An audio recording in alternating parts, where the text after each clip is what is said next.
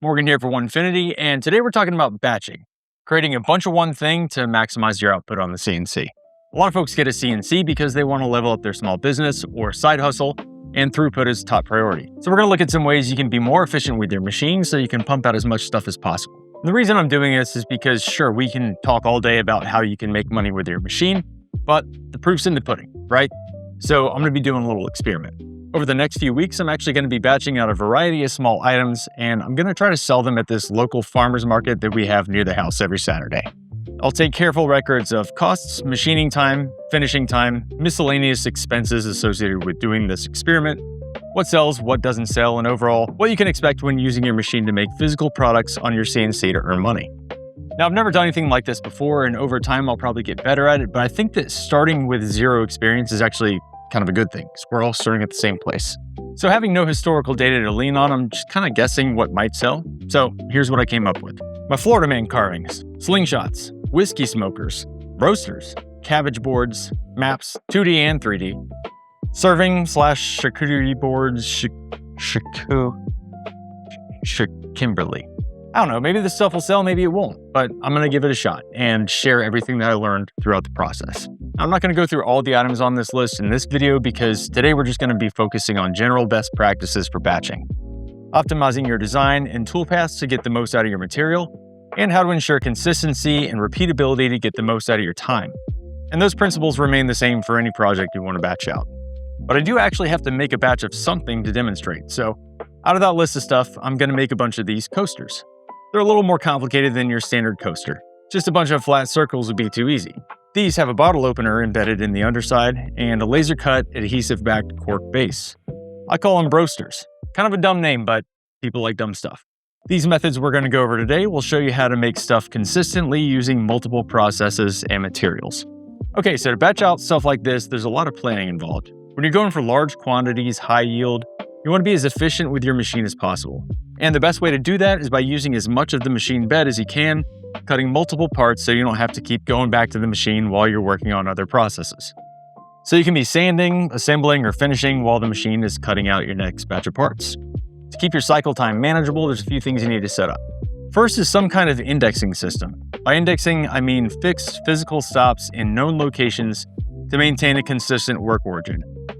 And if you're working with multiple work pieces, those stops need to be spaced strategically. And standard material dimensions.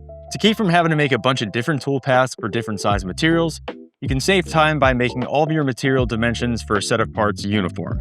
It saves time in toolpathing and adjusting work holding when swapping out material. All right, before we start batching anything out, we need to set up our indexing system, so we'll start there. There are all sorts of ways to do this, but the simplest way I could think of doing it was by cutting a grid of holes. What's nice about this method is that it's cut by the machine itself, so when you're toolpathing it, as long as your vectors are all laid out right, you can count on those holes all being perfectly aligned with the X and Y axes. What that does is give you positive stops that you can rely on to maintain a constant work origin when swapping out parts. Now, I went with 1/2-inch diameter holes and 3D printed these little locating pins because they're just plastic and they won't damage anything if they get run over. And I can print as many of them as I need.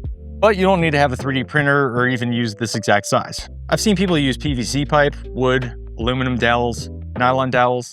Any of those work, you just want a snug fit. I laid out these holes 4 inches apart on center on both axes. So when I need to cut a bunch of stuff out of multiple parts, I can lay everything out exactly where it's going to be on the wasteboard because those are all known measurements. For example, let's look at this batch of coasters I made. I bought a few pieces of red oak down at the old big box store. I realize that in my videos, I use a decent amount of materials that aren't readily available for everyone, and some folks just want to make stuff with materials right off the shelf that they can easily pick up at the store. So that's why I went with red oak for this project. I didn't rip them down with a table saw, because not everybody has one of those. I just cut them to length with a circular saw. Now, red oak isn't my favorite to work with, but there's a cool finishing technique to kind of elevate this sort of dull-looking material. I'll show you that after it gets off the machine. Okay, so these boards are, like I said, red oak. They're 7 1/4 inches wide, 3/4 of an inch thick, and 8 feet long. I got 2 of them and cut them down to 4 boards, 36 inches long. The holes that I drilled were 4 inches apart on center. So when toolpathing this, I can start by toolpathing just the first one, then copy and paste the vector for as many work pieces as I have, and space them out in measurements divisible by 4. So in your toolpathing software, when you copy and paste it, you'll move it 8 inches back along that axis and where the boards are in your wasteboard in the real world will be reflected on the computer. Now, to complement this grid system, I also came up with this handy workholding system that goes along with it. All the holes are dead on parallel with the X and Y axes, so I made this set of wedges that lock into the same orientation.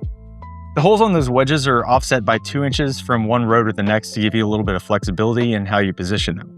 Just find where the static wedge makes the most sense, lock it in by inserting the pins, then tap in the floating wedge to secure it in place. When you're batching stuff out, you're using multiple parts, swapping them out throughout a production run, and the last thing you need is for work holding to slow you down. So this is a quick and easy way to secure your material when you need to move quickly. Now, the concept of work holding using wedges is nothing new. I'm not taking credit for that. But designing it to use in tandem with this grid layout, so hers of a different color. All right, let's batch out some coasters. Okay, so we have all our work pieces laid out on the wasteboard and in our Toolpathing software. Now we just need to populate it with our design and toolpath it. I imported my SVG and arranged them within that rectangle to get the most coasters I can get out of this board. Once I have them all in there, I can just copy and paste the whole thing and move them 8 inches along the Y-axis to match the indexing system I set up on my wasteboard. Then I just grouped all the vectors that'll be cut the same way. Now let's talk about the design real quick, because that's a pretty important part of this process. I designed these coasters based on what's most common on the market, which seems to be 4 inches in diameter. And I designed them so they could be mostly cut with a single bit. Tool changes add to your cycle time, so you want to do as much as you can with as few tool changes as possible. For this, I'm using a 1/4-inch spiral bit for the overall thickness and to cut out the recess for the bottle opener. I did have to make one tool change though. After everything is done with the 1/4-inch bit, I switched to an 1/8-inch spiral bit to cut them all out. That was so I could fit as many coasters onto one board as possible, minimizing waste. If I wanted to do the whole thing with the same bit, I would have had to space them out more, reducing how many coasters I could get out of my material. So that one tool change gave me a faster cycle time and a better yield out of my material.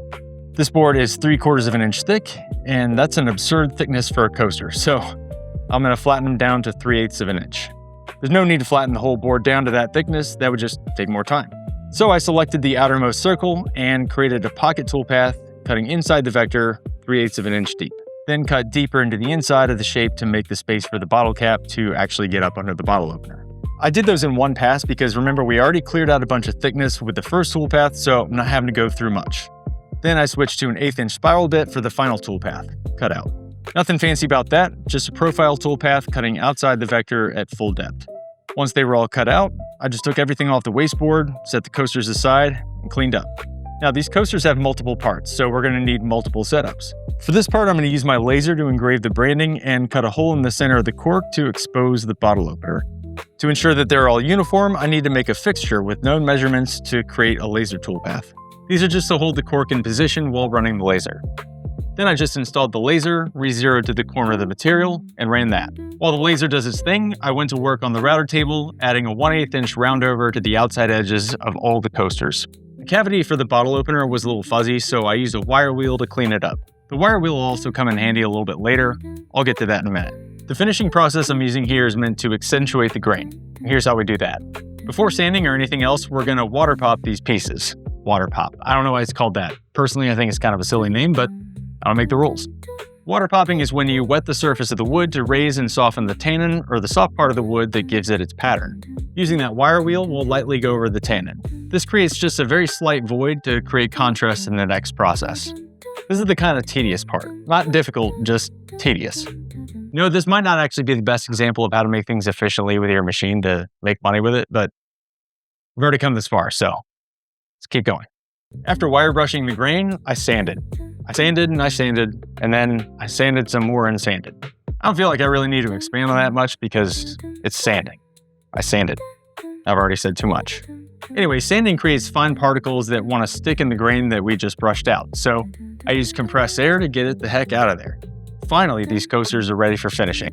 For the first part of this process, I'm going to dye the coasters jet black using India ink. This stuff is super easy to apply, it's thin, and the wood just soaks it right up. It dries pretty quick, then we move on to step 2 of this process, enhancing the grain with white tinted paste wax. The wax nestles into the grain that we just brushed out, effectively replacing it with a white accent. Again, no real strategy here, just rub it on, work it into the grain, and buff away the excess.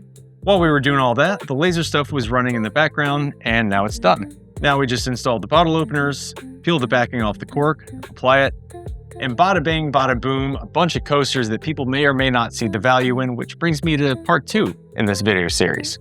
Throughout this project and all the other things I mentioned, I'm going to be taking careful notes as to material costs, machining time, total time, what sells, what doesn't, and an overall picture of what all went into the stuff that I made, and if it's something the public wants and is worth making more of.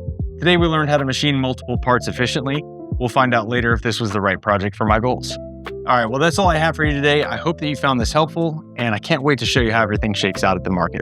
Hopefully this will give you a head start on diving into the projects that are actually going to help you make money with your Onefinity. And to see the exciting conclusion of this series, make sure that you subscribe to the channel and enable notifications so that you know right when it comes out. Thank you so much for watching.